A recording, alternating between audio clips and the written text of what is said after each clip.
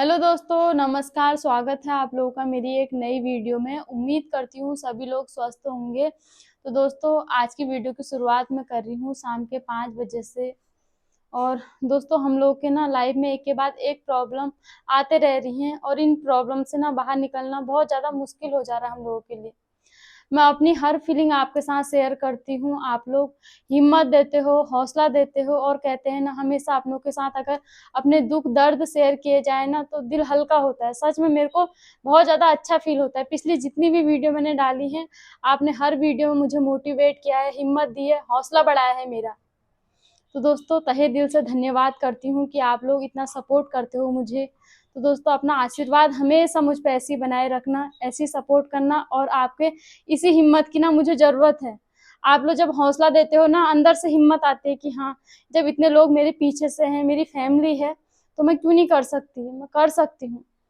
तो दोस्तों, सच में आप लोगों ने मेरे को बता दिया कि आप सच में हमारे अपने हैं। क्योंकि होता है ना, जिससे हम अपनी फीलिंग शेयर करें, अगर वो हमारा दुख समझे और उसमें रिएक्ट करे, हमको समझाए। कोई जो समझाता है दुख की घड़ी में, वो अपना ही होता है। तो आप ना अपनों की तरह मुझे हमेशा समझाते हो। अगर मैं अपने घर पे भी, अपने घर में बात करती मायके में, वो लोग भी मुझे उसी तरह से समझाते। लेकिन मेरे अपने घर में बात नहीं होती। आप लोगों से मैं अपनी फीलिंग शेयर करती हूँ और आप लोग भी ना बिल्कुल अपनों की तरह समझाते हो मुझे। कोई मुझे बेटा बोलता है, कोई भाभी बोलता है, कोई दीदी बोलता है। तो दोस्तों, ये रिश्ते ना बहुत ज़्यादा अनमोल है मेरे लिए। इसी वजह से मुझे भी आप लोगों से अपनी फीलिंग शेयर करना अच्छा लगता है।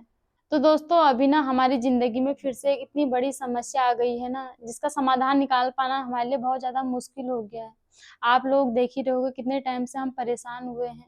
एक के बाद एक इतनी परेशानियाँ आ गई है ना, समझ नहीं आ रहा है कि ऐसा हमारे साथ क्यों हो रहा है।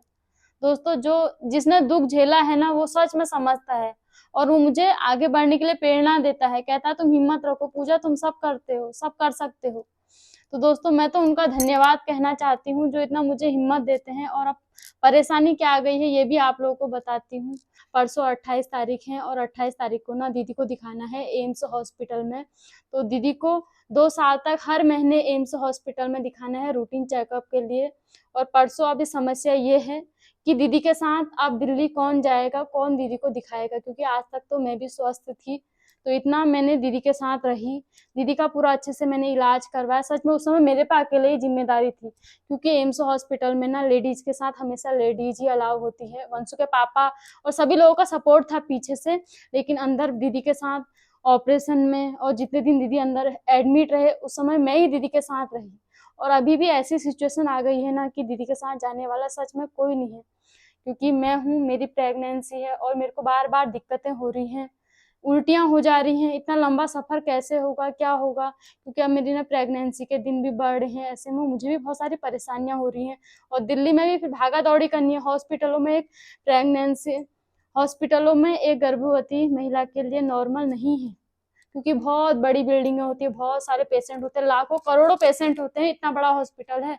और वहाँ पर भागा दौड़ी करना ना नॉर्मल नहीं है। डॉक्टर को दिखाना, नंबर आ पाना, सुबह 5 बजे से जाना होता है, तब जाके 11-12 बजे तक नंबर आता है। पूरा दिन लाइन में लगना पड़ता है। तो दोस्तों, ये समस्या है कि समय जाएगा कौन। तो दोस्तों, अभी सिचुएशन ऐसी हो गई है ना, हमारे घर से सच में दीदी के साथ हॉस्पिटल जाने वाला कोई नहीं है। आज तक मैंने हिम्मत बनाई थी, हौसला दिया दीदी को, दीदी तुम टेंशन मत करो, मैं तुम्हारे साथ हूँ। लेकिन अभी जब मुझे भी दिक्कतें हो रही है ना, मेरे भी अंदर से कभी कभी हिम्मत टूटती है कि कैसे हो पाएगा मुझसे, मैं कर पाऊंगी या नहीं कर पाऊंगी। तो दोस्तों, मेरी है प्रेगनेंसी। वंशु के पापा वंशु के साथ रहते हैं, वंशु का भी अब स्कूल हो गया है। मम्मी हमारी ड्यूटी वाली हैं और वैसे ही मम्मी की एज इतनी हो गई है ना, मम्मी से सच में सफर नहीं होता। मम्मी अपनी बेटियों के यहाँ नहीं जा पाते हैं, क्योंकि मम्मी को सफर करने में दिक्कतें होती हैं। तो दिल्ली तो बहुत दूर की बात है। तो दोस्तों, ऐसे में समझ नहीं आ रहा है कि कौन दीदी के साथ जाएगा। और दीदी ना सच में अकेले जाने के लायक नहीं है, क्योंकि वीक पड़ जाते। पिछले दिनों में 2-3 दिन पहले दीदी के पैरों में इतनी दर्द हो गई थी ना, दीदी बाहर अंदर नहीं जा पा रही थी, टॉयलेट तक नहीं जा पा रही थी।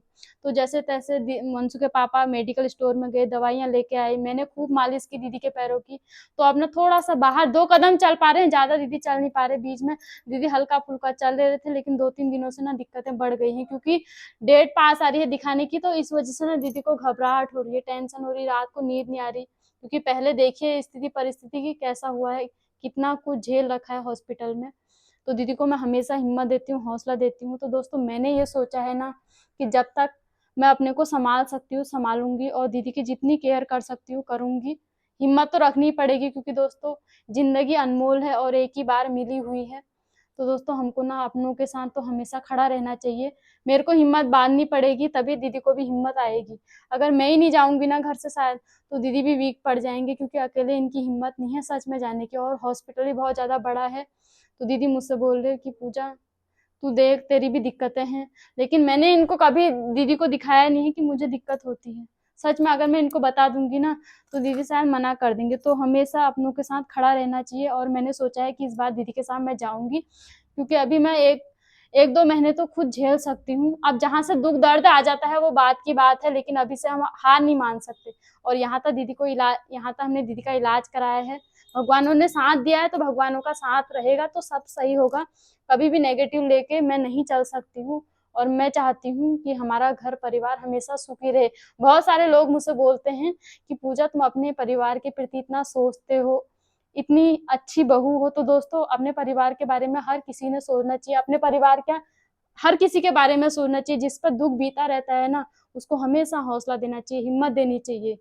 और दीदी हमारे अभी इतने बड़े दुख से निकले हुए हैं, तो मैं नहीं चाहती कि फिर से इतना बड़ा दुख आ जाए परिवार पे। तो जहां तक हो मैं कोशिश करूंगी कि अपनी दीदी को ठीक करूं, स्वस्थ करूं। तो मैंने इस बार हिम्मत दी है। मम्मी भी ना रोने लगे थे, क्योंकि घर से कोई जाने वाला नहीं था। मम्मी को भी टेंशन, वंशु के पापा को टेंशन, उधर जिया जी को टेंशन कि अब क्या होगा, कैसे इलाज होगा। आज तक तो हो गया, तो मैंने अपना हिम्मत मैंने ली है। मैंने सबको हौसला दिया है कि टेंशन मत करो, मैं जाऊंगी इस बार दीदी के साथ। तो 28 तारीख को ना मैंने दीदी के साथ जाने का फैसला लिया है, और तब से दीदी भी थोड़ा खुश है, क्योंकि दोस्तों इतने टाइम से मैं दीदी के साथ रही हूँ, मुझे वहां पर का आइडिया भी है कौन से हॉस्पिटल में कौन सी बिल्डिंग में दीदी को दिखाना है। थोड़ा बहुत आपस में मेरी जान पहचान भी हो गई है, और मेरे ना बहुत सारे सब्सक्राइबर भी हैं जो मुझे जानते हैं, मेरी हेल्प करते हैं। तो दीदी को कहीं ना कहीं उस चीज से भी हिम्मत आती है कि पूजा तुझे सब लोग जानते हैं। तो होता ही है, जिसके साथ बॉन्डिंग अच्छी रहती है ना, उसके साथ पता ही नहीं चलता दुख की घड़ी में। तो दीदी भी चाहते हैं और मैं भी चाहती हूँ कि हमारी दीदी स्वस्थ हो जाएं। दोस्तों पिछले दिनों आपने देखा होगा मेरी प्रेगनेंसी, मेरी कितनी दिक्कत हो गई थी। मेरे हाथ पैर काम नहीं कर रहे थे, दीदी की खुद की कंडीशन इतनी खराब थी ना, फिर भी मेरे हाथों में पैरों में तेल लगाते। मेरे को तो उस समय होश नहीं थी, लेकिन घर पर कोई नहीं था उस समय लेडीज। मम्मी ड्यूटी में थे, वंशु के पापा को आदमी को उतना समझ नहीं आता, जितना हो सके किया उन्होंने, लेकिन उनसे भी उतना नहीं हो पाता। फिर दीदी ने मेरे पैरों हाथों में तेल लगाया, फटाफट मेरे लिए खाना बनाया। दीदी को ना उसमें मेरा बहुत ज्यादा डर था।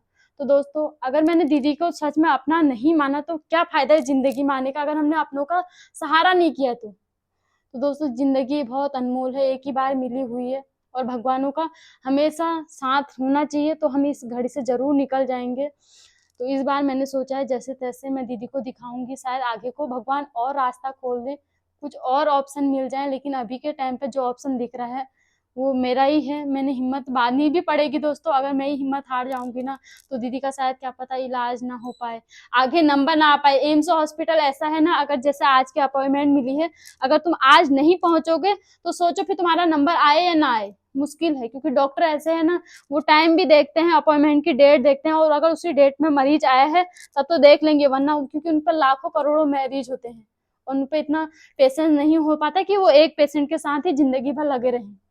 वो डेट देते हैं और उसी डेट में लोगों को आना होता है, लोग बाहर सोते हैं। एम्स के 10-15 दिन पहले आने के बाद सोते हैं, वहां पर नंबर आ जाए ताकि।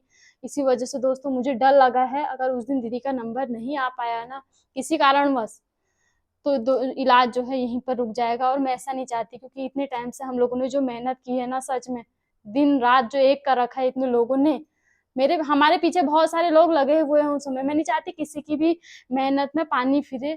तो जब तक कोशिश है अपनी कोशिश करेंगे। और दोस्तों अभी के टाइम पे हमारे जिया जी भी ऐसी हालत से गुजर रहे हैं ना, बच्चा भी बीमार हो गया है पिछले कुछ दिनों से, तो वहाँ भी टेंशन भरा माहौल हुआ है। तो ऐसे में जिया जी को भी हौसला देना बहुत ज्यादा जरूरी है। सच में ऐसी कंडीशन आ गई है ना, समझ ही नहीं आ रहा है कि ये क्या हो रहा है हमारे साथ। तो दोस्तों मैं तो यही चाहती हूँ भगवान जल्दी से जल्दी हमारे घर के जो दुख दर्द कष्ट हैं वो दूर हो जाएं, महादेव हम पे कृपा करें। तो दोस्तों अब हमको जाना है 28 तारीख को, और टेंशन अभी से हो रही है, मेरे को भी ज्यादा टेंशन हो रही है, वन दीदी को भी टेंशन हो रही है, क्योंकि लंबा सफर है।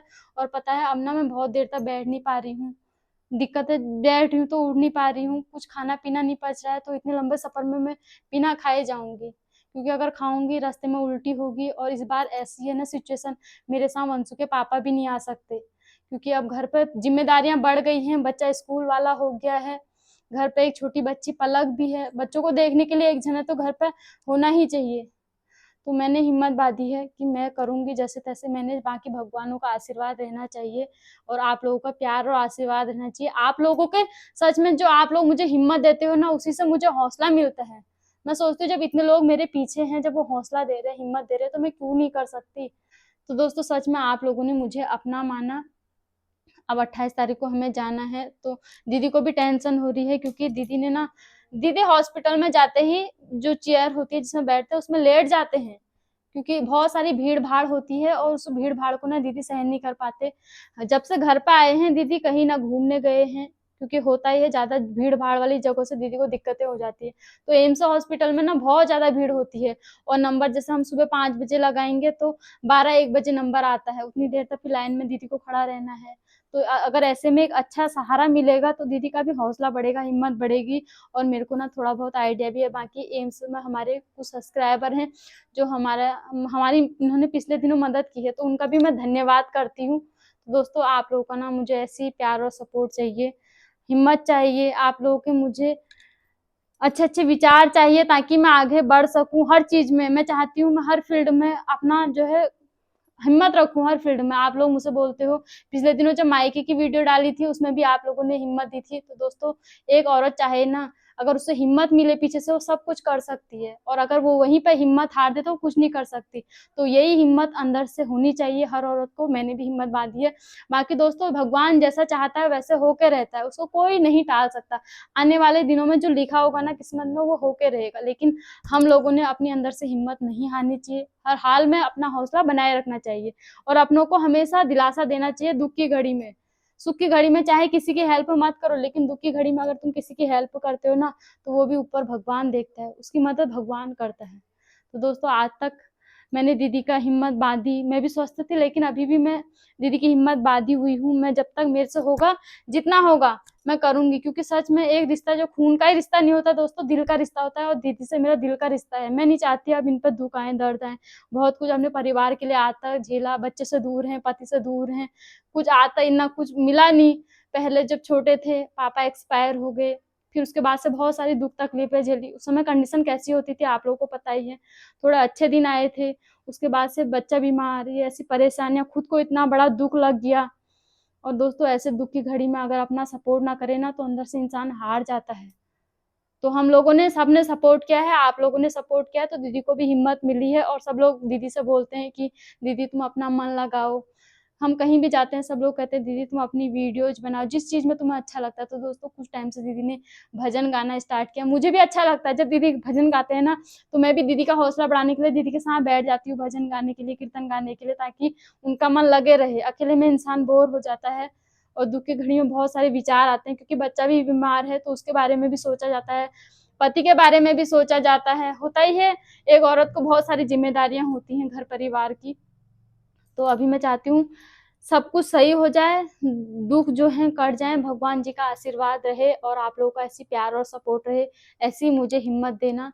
तो दोस्तों यही थी मेरे आज की वीडियो। अब मुझे परसों जाना है दीदी के साथ 28 तारीख को। बहुत सारे लोग मुझसे बोले थे जब मैं पिछली बार गई थी कि पूजा तुम्हें ना अब सफ़र नहीं करना चाहिए। तो दोस्तों कभी-कभी सिचुएशन ऐसी आ जाती है ना, अपने बारे में नहीं, अपनों के बारे में सोचना पड़ता है, और वही इंसान, इंसान कहलाने लायक है जो अपने बारे में ना सोच के अपनों के बारे में सोचे। तो दोस्तों अपने बारे में तो हर किसी ने सोचा, लेकिन जो अपनों के बारे में सोचे ना, वही सच में अपना है। तो दोस्तों दीदी को भी काफ़ी अच्छा लगता है मेरे साथ इसी वजह से, क्योंकि मैंने कभी ये नहीं सोचा है कि दीदी खुद दिखा लेंगे। अब तो मेरी खुद की प्रेगनेंसी है, मुझे रेस्ट करना चाहिए, मुझे अपने बारे में सोचना चाहिए। दोस्तों मेरे बारे में सोचने वाले भगवान है, मेरा परिवार है, आप लोग हो, और मेरा कर्तव्य है कि मैं दीदी के बारे में सोचूँ, और सोच भी रही हूँ। तो दोस्तों ये थी मेरी आज की एक छोटी-सी वीडियो। आप लोगों के साथ ना फीलिंग शेयर करके दिल हल्का होता है, दीदी को भी अच्छा फ़ील होता है। आप लोगों के हम कमेंट पढ़ते हैं, हिम्मत मिलती है, हौसला मिलता है, और हर चीज़ आप लोगों के साथ अपनी लाइफ़ की मैं जो भी हमारी चीज़ें होती हैं मैं शेयर करती हूँ, चाहे वो दुःख की घड़ी की हो, सुख की घड़ी की हो, जैसी भी सिचुएशन होती है सब आप लोग को दिखाती हूँ। तभी तो आप अपने हो। अपनों को अगर हम अपनी हर चीज दिखाएंगे तभी वो अपना समझ पाएगा। दोस्तों हम ना फेक में कुछ नहीं करती हूँ, रियल में। बहुत सारे लोग मुझसे कहते हैं सिंपैथी गेन करती है, रोती है। दोस्तों ये आंसू इतने सस्ते नहीं होते हैं, ये किसी के आंखों में ऐसे नहीं आते हैं। जिसको दर्द अंदर से होता है, जिसको अंदर से इमोशन आते हैं ना, उसी के आंखों में आंसू आते हैं। सच में ये बात सच है। मैंने कभी किसी चीज में दिखलावटी नहीं किया है। मैं ना करती हूँ ना मुझे अच्छा लगता है। जो रियलिटी होती है वो दिखाती हूँ और आप लोग समझते भी हो। तो मैं दिल से धन्यवाद कहूंगी और ज्यादा मैं इस बारे में अब नहीं बोल सकती, क्योंकि होता ही है जब गहराई से जिस बात में जाओ ना इंसान फिर ज्यादा इमोशनल हो जाता है। तो दोस्तों मैं ये कहती हूँ आप लोग सपोर्ट करना, मुझे हिम्मत देना, हौसला देना, ताकि मैं जो अपना लक्ष्य मैंने चुना है उसमें मैं सफल हूँ, दीदी को दिखा के अच्छे तरीके से अपने घर लौट आऊं। ऐसा आशीर्वाद मेरे को आप लोग देना, भगवान जी देना। और दोस्तों कुछ लोग मुझसे बोलते हैं कि पूजा तुम अपनी दुख की घड़ी सोशल मीडिया में क्यों डालते हो, क्यों बताते हो अपनी दुख की बातें। तो दोस्तों आज आपको बताऊं, मेरी इन दुख की बातों को सुन के ना बहुत सारे हमारे दिल्ली के सब्सक्राइबर ऐसे हैं जिन्होंने दुख की घड़ी में मुझे बहुत ज्यादा हिम्मत दी है, हौसला दिया है, मदद की है हर चीज में हमारी। तो कहीं ना कहीं मेरी बातों के जरिए उनको फील हुआ, उन्होंने भी कदम आगे बढ़ाया। तो दोस्तों ये भी एक बात होती है, इस वजह से मैं आप अपनी हर बात आप लोगों के साथ शेयर करती हूँ, क्योंकि आप लोग मेरी मदद करते हो। तो दोस्तों कोई किस तरह से मदद करता है, कोई अपनी बातों के जरिए मेरे को दिलासा देता है, तो कोई मेरे लिए करता भी है। तो दोस्तों दिल्ली में बहुत सारे हमारे सब्सक्राइबर ऐसे हैं जिन्होंने हमारे लिए दुख की घड़ी में बहुत कुछ किया है।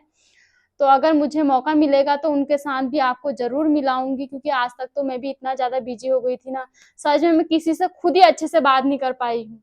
उन्होंने मेरी हेल्प की है, बहुत कुछ किया है, लेकिन सच में मैं भी उनसे उतना नहीं मिल पाई, क्योंकि मेरा ध्यान सिर्फ दीदी के इलाज पे था, दीदी को सही करने में था। और इतना मौका मिल भी नहीं पाया कि किसी के साथ 2 पल चैन से बैठ पाऊँ। दोस्तों अब उनसे भी अच्छे से मिलूंगी, खुशी भी हो रही है थोड़ा कि हमारी एक फैमिली वहाँ पे भी है जो हमको जानती है, हमारी मदद करती है हर चीज में। तो दोस्तों यही प्यार सपोर्ट मेरे को हमेशा चाहिए आपका, चाहे वो दुख की घड़ी में हो चाहे वो सुख की घड़ी में हो। दोस्तों सच में कहते हैं ना, अगर कोई अपना दिल से समझता है ना तो दिल से रिश्ता जुड़ जाता है। अपना रिश्ता सिर्फ खून का नहीं होता है, दिल का रिश्ता भी होता है। ना हम उनको जानते थे ना पहचानते थे, सिर्फ सोशल मीडिया से उन्होंने मेरी वीडियो देखी, हर वीडियो को देखा, हमारी फैमिली से जुड़े, मुझसे जुड़े, फिर हमारे दुख को भी समझा और दुख को समझने के बाद हमारी हेल्प की। तो दोस्तों यही तो होता है अपना रिश्ता। इसी वजह से तो हम अपने दुख दर्द शेयर करते हैं, ताकि आप लोग हमको अपना मानते हो, अपना समझते हो, अपनी बातें भी हमको बताते हो, मेरे को समझाते भी हो, तो अच्छा लगता है। और ऐसे ही समझाने वाला मुझे हमेशा चाहिए। तो दोस्तों इस वीडियो को भी मैं यहीं पे एंड करती हूँ। उम्मीद करती हूँ दोस्तों आप लोग दीदी के लिए फिर से प्रे कर देना, हमारे परिवार के लिए प्रे करना कि हम लोग ना दुख की घड़ी से निकल जाएं, क्योंकि आने वाले टाइम पे और दुख है। तो भगवान करे कि वो दुख दर्द सब कट जाए, मिट जाए। आप लोग ऐसा आशीर्वाद मुझे देना। फिर मिलती हूँ आपको एक दूसरी वीडियो में, आप लोग को दिखाऊंगी मैं दिल्ली एम्स में इलाज में कितनी दिक्कतें आती है, आपने देखा भी होगा। तो इसी वजह से डर लग रहा है थोड़ा कि कैसे मैनेज कर पाएंगे, कैसे हो पाएगा। तो थोड़ी दिक्कतें तो हैं, लेकिन हिम्मत नहीं हारनी है दोस्तों। अगर मैं ही हिम्मत हार जाऊंगी ना तो शायद परिवार फिर टूट जाएगा, और मैं नहीं चाहती कि कोई टूटे, क्योंकि इतनी बड़ी अभी परेशानी से निकले हैं और इसको हमें आगे तत्पर रखना है, ताकि हमको आगे आने वाली परेशानी से दुख ना मिले। क्योंकि अगर इस डेट को हम नहीं दिखा पाए ना, आगे आने वाली डेटों को भी शायद मिस कर देंगे, क्योंकि डॉक्टर को होता है अगर जिस डेट पे पेशेंट नहीं आया तो वो डेट मिस हो गई तो आगे डॉक्टर भी उतनी दिलचस्पी नहीं रखते, क्योंकि बहुत सारे पेशेंट होते हैं, उनके सर पे बहुत प्रेशर होता है। तो मैं चाहती हूँ कि करेक्ट डेट पे हम लोग जाएं और दीदी का अच्छे से इलाज करके अपने घर सकुशल लौट आए। यही भगवान से प्रार्थना करती हूँ और आप लोगों से भी यही आशीर्वाद मांगती हूँ। फिर मिलती हूँ आप लोगों को एक नेक्स्ट वीडियो में, तब तक के लिए बाय। जय देवभूमि उत्तराखंड।